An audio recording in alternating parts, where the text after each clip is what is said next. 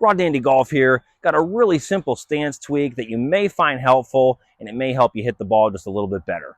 All right, I personally rarely take a golf lesson, but from time to time I do enjoy working with a golf instructor, just having a quick checkup, seeing if they see anything, see if anything sticks out to them, and especially check up on fundamentals and making sure those are still locked in.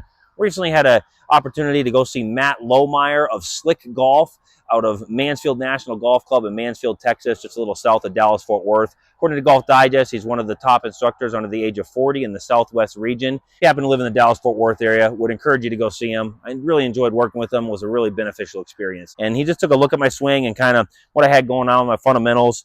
And he made a mention of something to me that I have found just very, very fortuitous. I'm really glad he mentioned it, and I've adopted it, and it's really helped out my ball striking, and it's really helped out what I was looking for in my ball flight.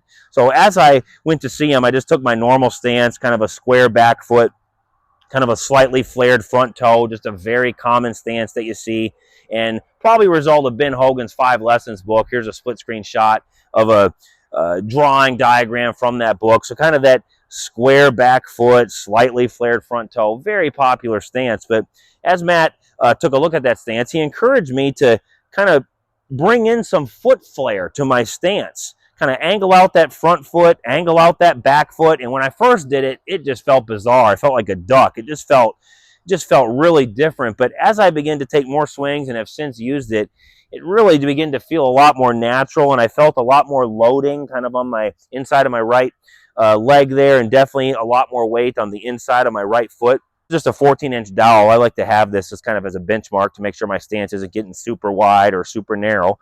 But I just experimented with a little bit of foot flare, keeping it out here, and I really liked how it affected my striking, my ball striking, as well as the ball flight. It was really interesting. As I began to look at some pictures of old-time golfers like Harry Vardon, Sam Snead, Bobby Jones, Tommy Armour, Charles Cootie, Jack Burke Jr. I found a lot of these old photos, and you can clearly see, I'll put all of those photos up here, they definitely had foot flare to their stance. You can see they had that left foot flared out. They had that right foot flared out a little bit. And that was really interesting to me that you saw that kind of in those old-time golfers. So just experiment with it. You may find it helpful.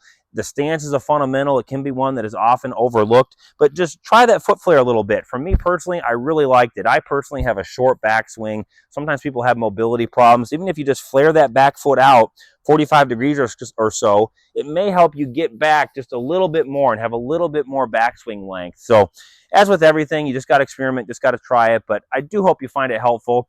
I know I'm a smaller channel, just really enjoy the game of golf. Would greatly appreciate it if you hit subscribe, and thanks so much for taking the time to watch.